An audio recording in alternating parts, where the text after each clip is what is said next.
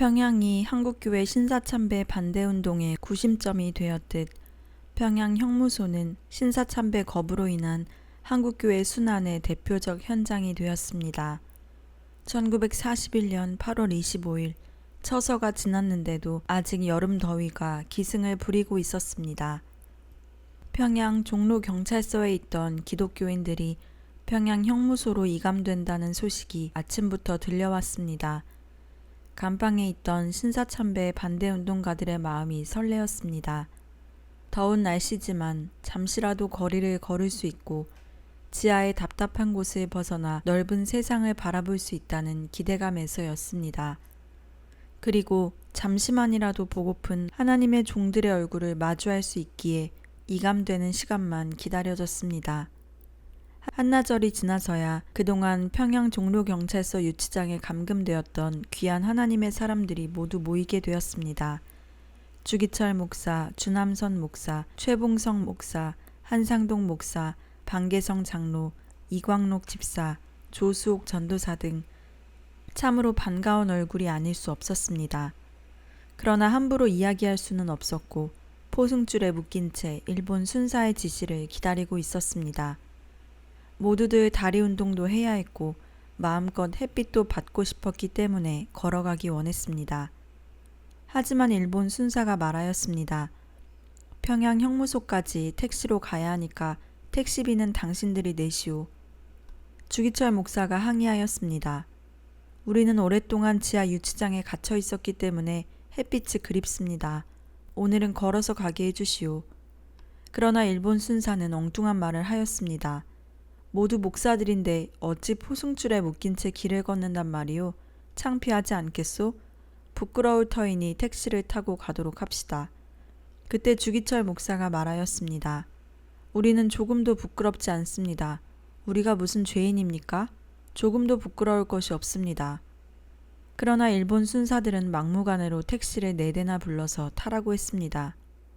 택시는 평양 시내로 들어갔고 평양 형무소가 있는 서쪽을 향하여 거침없이 달렸습니다. 택시에서 내리니 순사들이 말했습니다.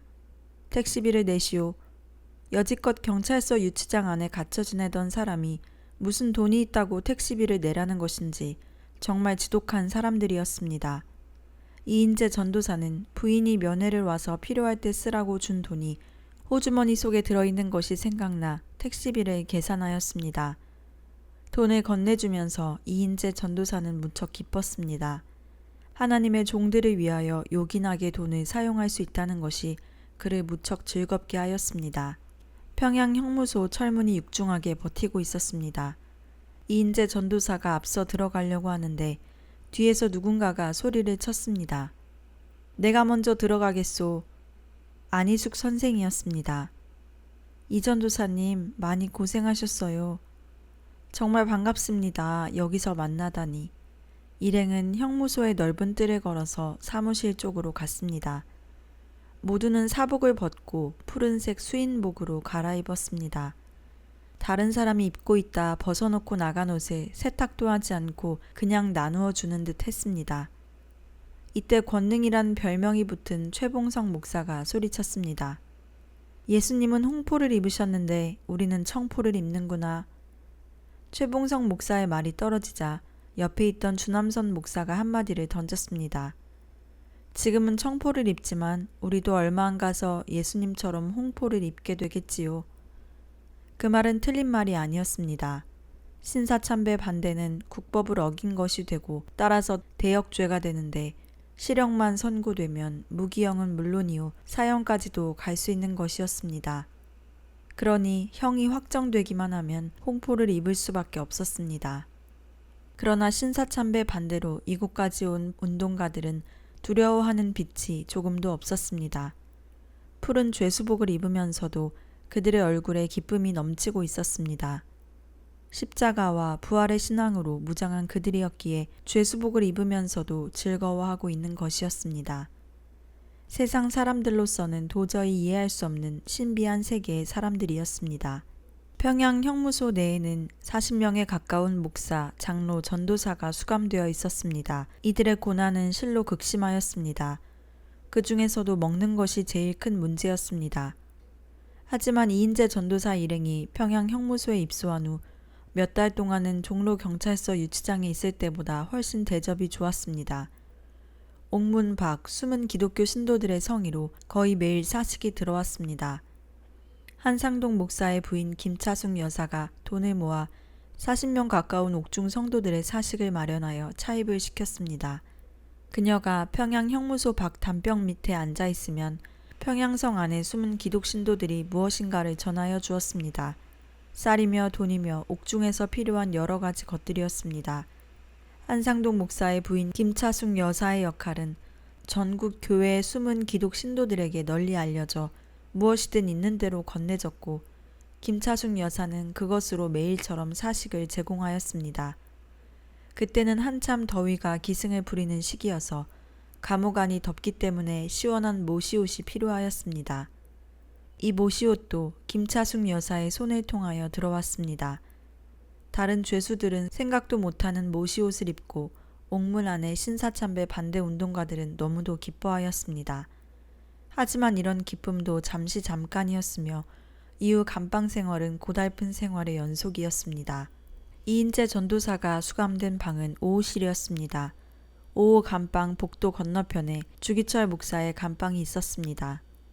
독방은 아니었고 여러 죄수들과 함께 있었습니다. 주기철 목사는 그 감방에서 만나는 사기범, 강도, 폭력배, 살인자, 도박꾼, 사상가, 독립투사 등 여러 사람들에게 복음을 전하였습니다. 이인재 전도사에게는 맞은편 감방에 있는 주목사의 얼굴을 보는 일이 힘든 수감 생활 중에 유일한 낙이었으나 좀처럼 볼 수가 없었습니다.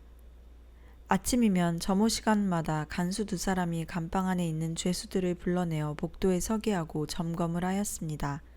어느 아침 점호 시간이었습니다. 이인재 전도사는 감방 안에서 맞은편 감방 사람들의 점호 광경을 구경하기 위하여 밥그릇을 들이고 내어주는 구멍의 문을 열었습니다. 순전히 주기철 목사의 얼굴만이라도 한번 보고 싶어서였습니다. 그런데 그때 불호령이 떨어졌습니다. 누구야? 이인재는 놀라서 대답하였습니다. 315번입니다. 왜 문을 열었어? 네, 청소하다가 열었습니다. 그러나 이것은 반 거짓말이었습니다. 주목사 얼굴에 광채가 난다는 이야기를 듣고 그 모습을 보기 위해서 문을 연 것이었습니다. 그런데 간수에게 청소를 하다가 문을 열었다고 했으니 이것은 거짓말이었습니다. 이인재 전도사는 밥통 출구문을 닫고 혼자 마음으로 기도하였습니다. 하나님 아버지, 저를 용서하여 주소서. 솔직하지 못하고 반 거짓말을 했습니다. 기도를 마친 이인재는 그래도 마음이 편치 않았습니다. 하나님의 계명을 어기지 않기 위하여 감옥까지 왔는데 어찌 거짓말을 할 수 있단 말인가. 그는 자신의 연약을 심히 통탄하였습니다. 잠시 후 제5호실 점호 시간이 왔습니다. 점검을 받기 위해 섰을 때 이인재는 그 사실을 간수에게 고백하였습니다. 좀 전에 저 밥그릇 통로 문을 열었을 때 누가 열었느냐 했을 때 제가 열었다고 했습니다. 간수는 이상한 눈으로 바라보면서 말했습니다. 그래서 어쨌다는 것이냐? 그때 제가 청소하기 위해서 열었다고 대답했지만 사실은 그렇지 않습니다. 나는 맞은편 감방에 있는 주기철 목사님 얼굴이 보고 싶어서 문을 열었던 것입니다. 거짓말한 것을 고백합니다. 간수는 인재를 바라보며 이상하다는 듯 고개를 갸웃거리며 말했습니다. 그게 무엇이 그리 중요하다는 말이냐. 지나간 것을 갖고. 간수에게는 너무나 사소한 일이었고 별것이 아니었지만 이인재 전도사에게는 심히 큰 일이었고 마음이 상하고 원통한 일이었습니다. 왜 솔직하지 못하고 반 거짓말을 했는지 자신이 얄미웠습니다. 그는 신사참배 반대로 하나님의 계명을 지키려고 감옥까지 왔는데 여기서 제9계명인 내 이웃에 대하여 거짓 증거하지 말지니라고 한 계명을 어긴 자신이 한없이 한심스럽다는 생각이 들어 견딜 수 없었습니다. 야고보서 2장 10절로 11절 말씀이 생각나서 그는 울었습니다. 누구든지 온 율법을 지키다가 그 하나에 거치면 모두 범한 자가 되나니 간음하지 말라 하시니가 또한 살인하지 말라 하셨은즉 내가 비록 간음하지 아니하여도 살인하면 율법을 범한 자가 되느니라. 이인재 전도사는 자기 속에 아직도 남아있는 죄성이 옥중에 있는 그에게까지 따라와 괴롭히고 성령님을 근심되게 하고 있는 것을 깨달았습니다. 성령님께서 강하게 역사하시고 힘을 주시지 않으면 별 수 없이 넘어지고 마는 것이 인간임을 실감하였습니다. 그는 누구보다 약한 자신의 마음을 주님께 부탁하였습니다. 1941년 8월 25일 평양 형무소의 생활은 고달팠습니다. 처음 몇 달은 사식이 들어와서 살만했지만 전쟁터에서 젊은이들이 죽어가고 있는데 호사스럽게 사식을 먹냐면서 당국에서 금하여 그것도 중단되었습니다. 그 후 한 말의 쌀을 가지고 100명의 식사를 공급하는데 간수와 직원들의 식사를 빼고 나면 남는 게 별로 없었습니다. 100명의 죄수는 굶주림에 버티다가 결국 죽어나가기 시작했습니다. 그나마 조금 제공되는 밥도 콩밥이었습니다. 이 콩밥은 푸슬푸슬 떨어지는데 콩이 좀 썩어 있었고 묵어 썩어진 좁쌀이 많고 수수도 꺼풀이 있는 채 섞였고 밀도 굳은 상태로 들어 있었습니다. 그것을 숟가락으로 입에 넣고 씹으면 고약한 냄새가 났습니다. 어느 날은 썩은 콩찌꺼기 밥이 들어와 감옥 안에 소동이 벌어졌습니다. 콩찌꺼기 밥에서 황 냄새가 지독하게 난 것이었습니다. 이것 때문에 모두가 배탈이 났고 여러 사람이 회복되지 못하고 죽기도 하였습니다. 그리고 밤만 되면 빈대와의 전쟁을 치루어야만 했습니다. 이것은 무엇보다도 견디기 힘든 싸움이었습니다. 그래도 그런 굶주림에 시달리는 동안에도 이인재는 감사했습니다. 감사하는 마음을 가지고 있을 때는 밥그릇도 크고 국 속에도 고기 같은 것이 들어있었는가 하면 감사한 마음이 없을 때는 밥그릇도 아주 작은 것이 나왔고 국그릇도 작았지요. 아주 신기한 일이 한두 번이 아니었어요. 이것이 바로 주님께서 매 순간 나와 함께 하신다는 증거였지요. 장작 5년여의 세월을 감옥에서 보낸 이인재는 후일 이때의 일을 간증하며 이렇게 고백했습니다.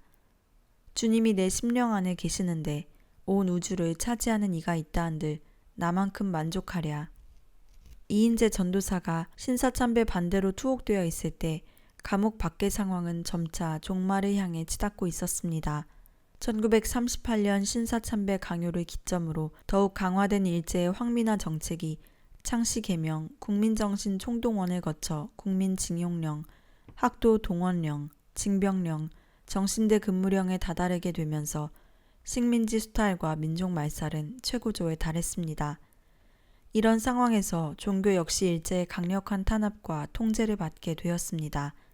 1939년 일본 제국의회에서 통과된 종교단체법을 계기로 모든 종교는 종교보국이라는 정책에 철저히 순응해야 하며 이에 반대하는 어떠한 행위 또한 용납되지 않았습니다.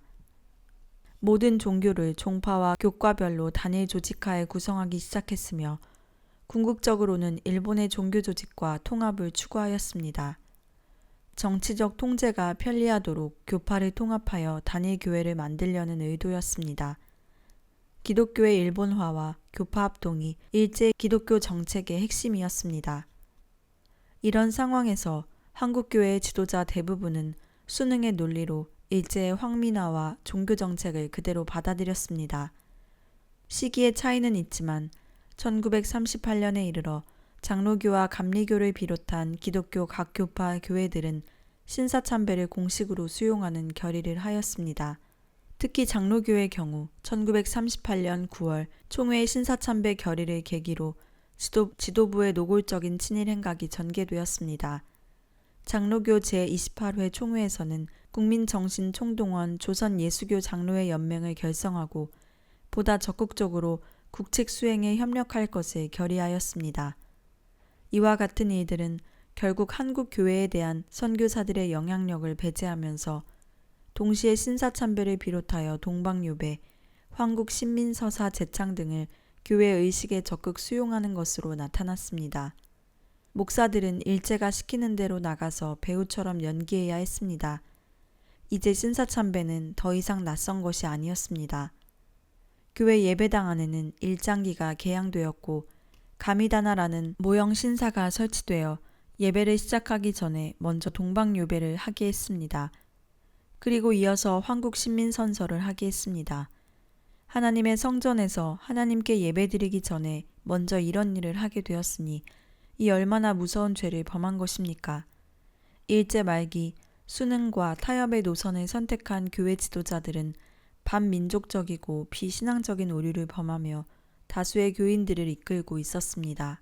그러나 한국 교회사에는 이 같은 반역의 역사만 있었던 것은 아니었습니다. 수능보다는 저항을 선택하면서 신앙과 민족 양심을 지키기 위해 고난을 택하였던 올곧은 신앙인들의 저항의 역사도 있었습니다. 1940년 당시 한국 개신교회 34만 교인 가운데 신사참배로 조사를 받은 교인이 5,000명, 그 중에 순교를 각오하고 옥중투쟁을 하고 있는 교인들이 200명에 이르렀습니다. 당시 한국 기독교 선교의 역사는 짧았고 교세도 미약한 가운데 외부의 지원도 없었지만 오직 신앙만으로 순교 투쟁을 결심했던 옥중 성도가 있다는 사실만으로도 한국 교회는 크나큰 자부심을 가질 수 있는 것입니다. 그 가운데 이인재 전도사가 있었고 한국 교회의 대표적 순환교회인 밀양 마산교회가 있었습니다. 일제 치하에서 가장 신사참배를 반대한 지역이 평안도와 경남인데 이 두 지역의 고리 역할을 한 사람이 바로 이인재 전도사입니다. 그는 평남과 경남으로 가며 신사참배 반대운동의 허리 역할을 감당했습니다. 이는 당시 목숨을 걸지 않고서는 감당할 수 없는 일이었습니다. 비록 그가 늦게 예수님을 믿었고 늦게 신학 공부를 시작했다가 평양신학교가 폐교되는 까닭에 신학 공부를 중단하긴 했지만 그의 믿음만은 뜨거웠습니다. 당시 밀양 마산교회는 초대 장로로 박수민 장로가 심우하고 있었는데 박 장로는 신앙의 전통과 생활의 순결을 지키기 위해 목숨 바쳐 교회를 섬겼던 훌륭한 신앙의 인물이었습니다. 박수민 장로를 비롯해서 밀양 마산교회 교우들은 일본 순사의 감시와 탄압을 받아야만 했습니다. 그뿐 아니라 같은 마을에 함께 사는 동족인 마을 주민들도 한국 신민으로서 충성을 다하지 않는다 해서 밀양 마산교회 신도들을 향해 침을 뱉어가며 갖은 핍박을 가하였습니다. 하지만 밀양 마산교회는 그 어떠한 타협도 하지 않았습니다.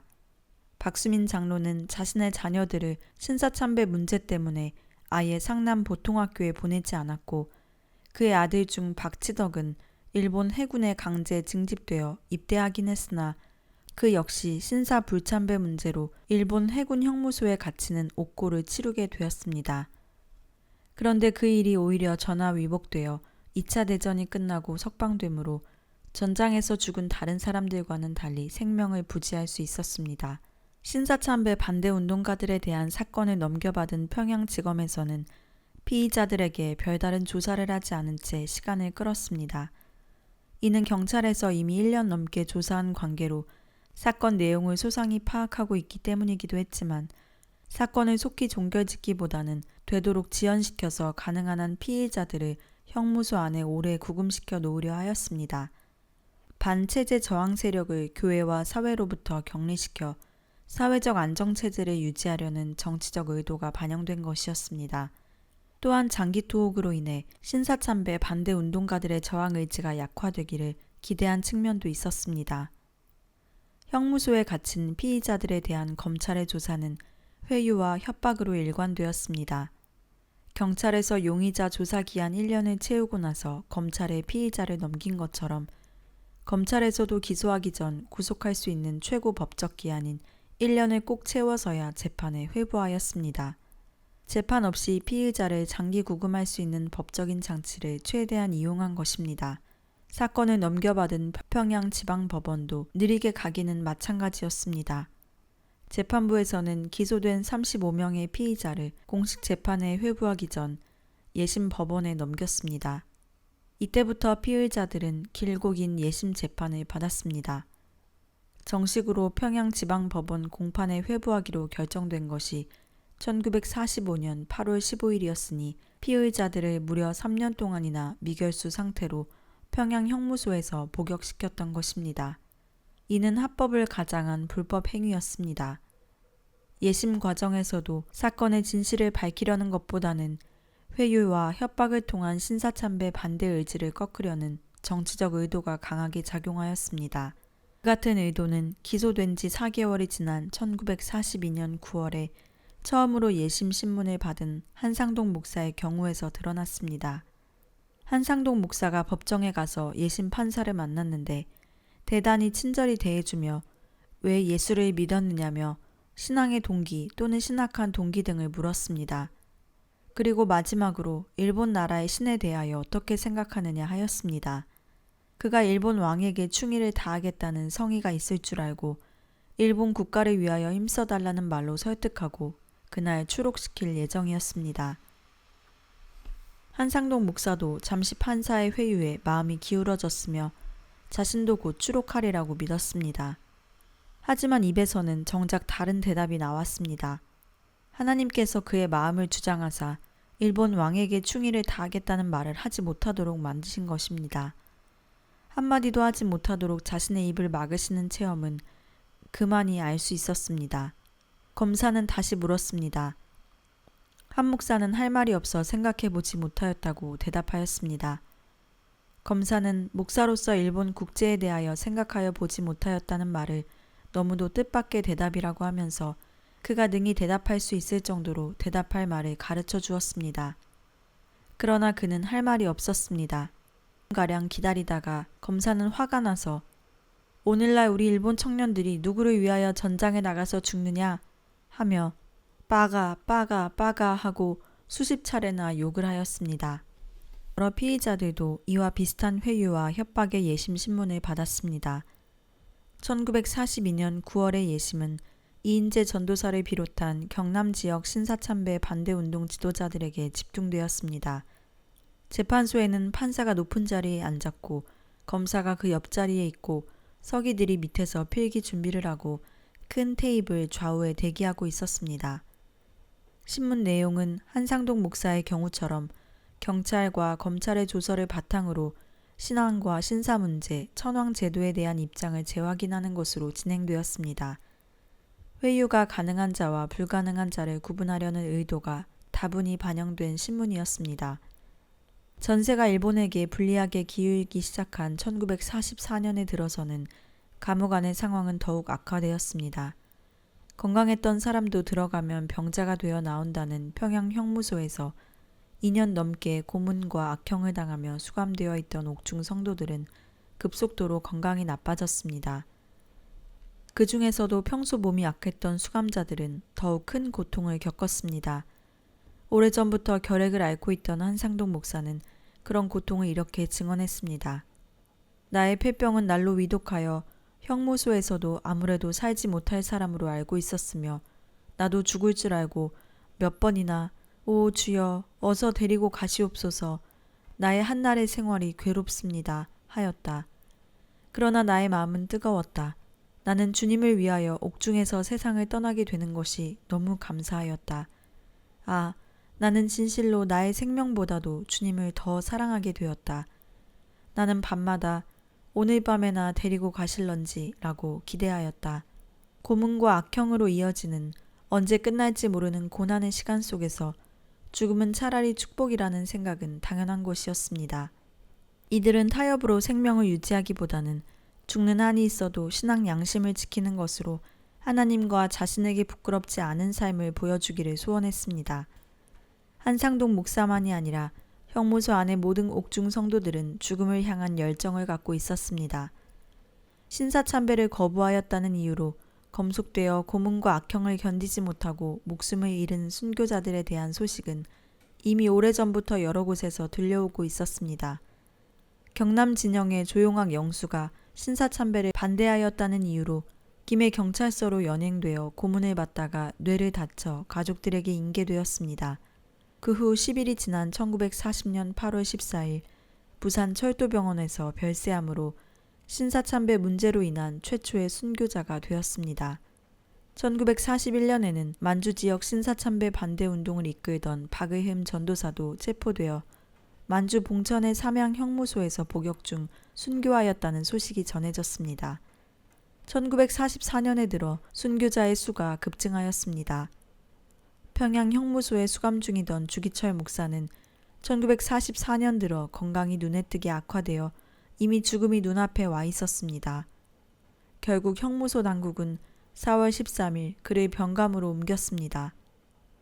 4월 21일 밤중에 평양 형무소 병감에서 주기철 목사는 내 영혼의 하나님이시여 나를 붙드시옵소서 라는 마지막 기도를 하고 숨을 거두었습니다. 나흘 후인 4월 25일에는 평양 형무소에 수감 중이던 옥중 성도 가운데 최고령이었던 최봉성 목사가 숨을 거두었습니다. 최봉성 목사는 1944년 3월부터 금식기도에 들어갔습니다. 그의 단식은 죽음을 끌어당겨 남은 고난의 시간을 단축하려는 의지를 담고 있었습니다. 40일 금식기도를 마친 4월 10일에 이르러 그의 몸은 회복 불능 상태에 빠졌습니다. 형무소 당국은 병보석으로 그를 가족들에게 인계하였고 평양연합기독병원에 입원시켰으나 결국 회복하지 못하고 4월 25일 하늘에서 전보가 왔구나. 하나님이 나를 오라고 부르신다. 는 말을 남기고 숨을 거두었습니다. 한 달 후인 5월 23일에 이현 장로가 평양 형무소 안에서 숨을 거두었습니다. 하만읍 교회 장로였던 그는 한상동, 주남선 목사 등과 경남 지역 신사참배 반대 운동을 주도하다 체포되어 평양으로 압송되었습니다.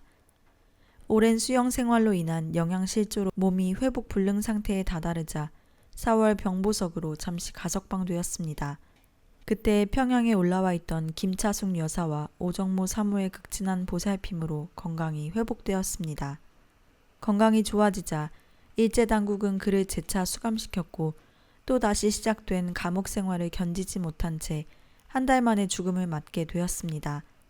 이 같은 순교 소식을 들은 이인재 전도사와 옥중 성도들은 두려움과 절망에 떨기는커녕 오히려 순교의 열정에 몸이 타올랐습니다. 순교가 감옥 밖의 사람에게는 두려운 공포였으나 옥중 성도들에겐 부러운 하나님의 은총이었고 얻고 싶은 영광의 면류관이었던 것입니다. 1945년 8월 15일 일본 히로시마에 원자폭탄이 떨어졌습니다. 원자탄의 위력을 알지 못하는 일본인들에게 미국은 미리 피신할 것을 알렸고 아주 작은 원자탄을 투하하였습니다. 그러나 그 위력은 대단하였습니다. 원자탄이 떨어지는 순간 번쩍하는 강한 빛살이 눈을 부시게 하더니 버섯 구름이 치솟았습니다. 생물이든 광물체이든 간에 그냥 허물어지듯 녹아내려 버린 것입니다. 그러나 일본은 그 무서운 원자탄의 위력을 보고서도 항복을 하지 않았습니다. 미국은 두 번째 원자탄을 나가사키에 투하하였습니다. 그리고 8월 15일 정오 일본은 방송을 통해 무조건 항복을 선언하였습니다. 이 같은 소식이 전해지면서 조선은 일본의 손에서 해방되었습니다. 조선 천지에 만세 소리가 메아리 쳤습니다. 그러나 평양 형무소 내에서는 아무런 낌새를 알아차릴 수가 없었습니다. 간수들이 자신들의 생명을 보존하는 일에만 급급하였기 때문에 이틀이 지난 후 8월 17일 저녁 무렵이 되어서야 해방의 소식이 알려지게 되었고 추록 준비가 진행되었습니다. 이인재 전도사는 간수의 지시대로 형무소 사무실로 나갔습니다. 함께 투옥되었던 여러 신앙의 동지들이 앞서 나와 있었습니다. 한상동 목사, 주남선 목사, 이기선 목사, 손명복 목사 등은 서로 껴안으며 반가워하였습니다. 한상동 목사는 걸음을 제대로 걷지 못하여 이인재 전도사는 한 목사를 부축하며 맡겨진 짐들을 챙겼습니다. 옥문 밖을 나서니 밤 11시가 되었는데 추록 소식을 듣고 많은 성도들과 가족들이 그들을 기다리고 있었습니다. 일행은 성도들이 마련해온 인력거를 타고 평양 시내를 한 바퀴 돌았습니다. 늦은 밤 성도들의 찬송 소리가 온 평양 하늘에 울려 퍼졌습니다. 추록 성도들은 안희숙 선생 모친의 집으로 가서 이기선 목사의 인도로 감사 예배를 드렸습니다. 추록 성도와 함께한 성도들은 밤이 깊어가는 줄도 모르고 감격에 젖어 있었습니다. 식사가 마련되어 있었지만 열버진 창자가 그 음식을 받아들이지 못하였습니다. 새벽이 오기까지 그렇게 지내다가 새벽 4시경 모두 산정현 교회로 갔습니다. 감격과 감사로 산정현 교회에서 열린 집회는 2개월간 계속되었습니다. 1946년 이른봄 밀양 마산교회에서는 추록성도 환영회가 있었습니다. 이것은 마산교회의 박수민 장로의 주선으로 이루어졌습니다. 1938년부터 해방이 될 때까지 마산교회와 성도들이 겪은 고난은 이루 말로 표현하기 힘들 정도였지만 끝까지 신사참배를 거부하고 신앙을 지키며 교회를 사수하였습니다. 이날 행사는 동서남북에서 모여든 성도들이 인산인해를 이루었습니다. 추록 성도들은 모시옷을 입고 마치 개선 장군 마냥 승리의 입장을 하는 듯하여 모여든 모든 이들이 감격의 눈물을 흘리며 다들 기뻐하였습니다. 이어서 예배가 시작되었습니다. 찬송과 시온의 영광이 빛나는 아침이 울려 퍼졌습니다. 2절 매었던 종들이 돌아오네를 부를 때였습니다. 여기저기서 울음소리가 터져 나왔습니다. 감사와 감격의 눈물의 바다였습니다. 이날 설교는 손양원 목사가 하였는데 말씀이 선포될 때마다 성령께서 함께 하셔서 은혜와 감동이 넘쳤습니다. 성도들은 지난날의 아픈 기억을 되새기며 다시는 그런 날이 없기를 기원했습니다. 또한 해방이 되어 과거를 잊어버리고 현재에서 만족하지 말고 추록 성도들의 신앙 노선을 그대로 따르고 본을 삼자는 의미를 다졌습니다. 이날 모임은 뜻있는 분들이 많이 참석하였고 은혜 가운데 끝을 맺었습니다. 이인재 전도사는 지난 날들을 회상하면서 생각에 잠겼습니다. 5년 4개월간 평양 형무소에서 감옥살이를 하면서 무수한 고난 속에서도 어려움을 참으며 투쟁하여 왔습니다. 그러나 한 가지 마음에 걸리는 일이 있었습니다. 그것은 그가 예심 재판을 받으면서 조선 총독부 재판소 서기 가마다 판사가 일본 천조 대신을 일본 국조로 인정하는가? 라고 묻는 말에 엉겁결에 네 그렇습니다 라고 대답한 부분이었습니다. 이인재는 이날 이후부터 왜 내가 그럴 수 없다고 부인하지 못했던가 하는 후회를 종종 하게 되었습니다. 그래서 이인재는 1945년 8월 말 예심 판사였던 가마다를 찾아갔습니다. 한때는 당당한 권세를 얻고 말 한마디로 사람을 죽이기도 살리기도 하는 가마다 판사였습니다. 그러나 이제는 일본이 패망하여 곧 본국으로 돌아가야 할 신세였고 혹 돌아가기 전에 누군가에 의해 피살 당할지도 몰라 몹시도 두려워하고 있는 날개 꺾인 전직 판사였습니다. 이인재 전도사는 하얀 두루마기를 입고 가마다의 집을 찾아갔습니다. 가마다 있습니까? 몇 번을 계속해서 문을 두드리며 소리치니 안에서 인기척이 들렸습니다. 누구십니까? 나는 구니모토라는 사람인데 가마다 상을 만나고 싶어서 왔습니다. 가마다 상은 지금 집에 안 계십니다. 하인인 듯 보이는 사람이 거짓으로 대답했습니다. 이인재는 하인의 말이 거짓인 줄 알고 몇 시간 동안 가마다 집 앞 언덕 위에 서 있는 나무 그늘 밑에 앉아서 한참 동안을 기다렸습니다. 이를 가만히 지켜보고 있던 가마다 판사는 자기 집 하인을 시켜 뒷문을 열고서 이인재를 향해 손짓을 하였습니다. 재판할 때의 위험은 사라지고 평범한 보통 사람의 미소로 그를 맞아주었습니다. 먼저 이인재가 위로의 말을 건네었습니다. 당신들이 패전해서 안 됐소이다. 아, 구니모도상 얼굴이 훤해 보이시니 참 좋습니다. 고생 많이 하셨지요? 본의 아니게 많은 고통을 드려 대단히 죄송합니다. 진심으로 사과드립니다. 함께 고생하셨던 친구분들 다 안녕하십니까? 그가 가마다를 만나러 온 것은 지난날의 잘못이나 억울한 일을 따지러 온 것이 아니었습니다. 저 말씀드릴 게 있어서 찾아왔습니다. 다른 것이 아니라 언젠가 당신이 나에게 신문을 하면서 천조 대신을 일본 국조로 인정하는가 하고 물으신 일이 있습니다.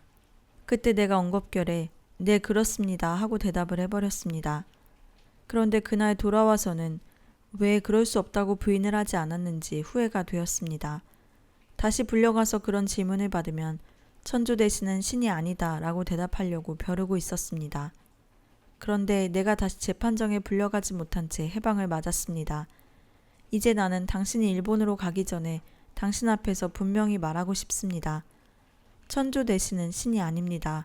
일본이 조작해낸 것에 불과합니다. 이인재의 말을 가만히 듣고 있던 가마다 판사는 고개를 들면서 몇 차례 절을 하였습니다. 아닙니다. 아닙니다. 그것은 내가 잘못한 질문이었습니다. 용서하십시오. 그런 걸 물어본 내가 잘못하였습니다. 그렇지 않습니다. 가마다상 당신은 일본 사람이니 일본의 풍습과 관례를 따르는 것이 마땅하지 않습니까? 그러나 그러한 질문을 받았을 때 나로서는 그것이 아니라고 말하고 당신에게 오히려 전도를 했어야 하는데 그렇게 하지 못한 것이 정말 후회스럽습니다. 당신은 참으로 훌륭하신 신앙인이십니다. 정말 존경스럽습니다. 가마다는 계속 절을 하면서 이인재에게 사과의 뜻을 표하였습니다. 이인재 전도사는 늦었긴 하지만 늘 마음에 꺼림칙하게 여겼던 것을 털어놓고 나니 마음이 너무나 가벼워졌습니다. 이인재 전도사는 가마다에게 인사로 이런 말을 했습니다. 일본이 1억 국민을 총동원해가며 전쟁에 승리하려고 노력을 했는데 패전으로 결말을 짓게 되어 참으로 유감스럽게 생각합니다. 하지만 우리에게는 참으로 다행한 일이 되었네요. 한쪽이 좋으면 한쪽이 나쁘게 되고 한쪽이 나쁘면 한쪽이 좋아지게 되는 것이 세상의 이치인 것 같습니다. 그때 가마다가 눈을 크게 뜨며 말했습니다. 구니모도상, 당신이 믿는 여호와 하나님이 이겼습니다. 당신의 신은 참 신이십니다.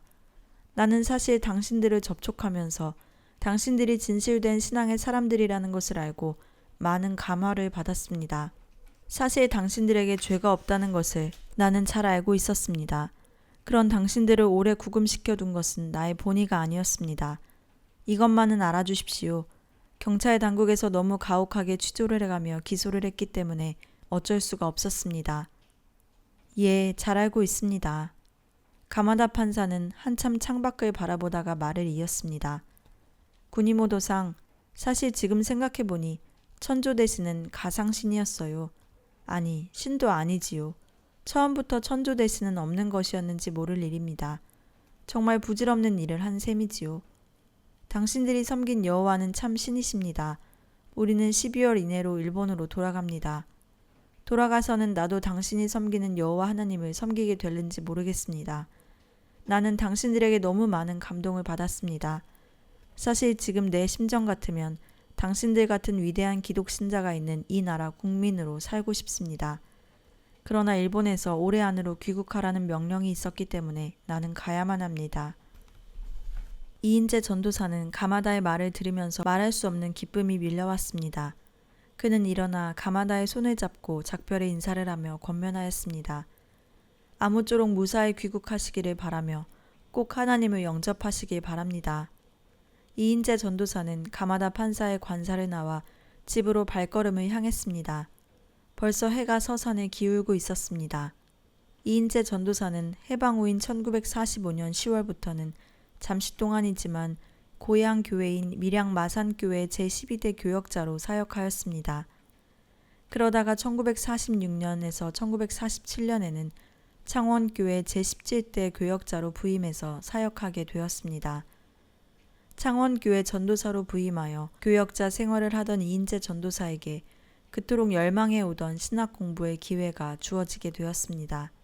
1946년 9월 20일 역사적인 고려신학교 개교식 날 이인재 전도사는 고려신학교 3학년에 편입하였습니다.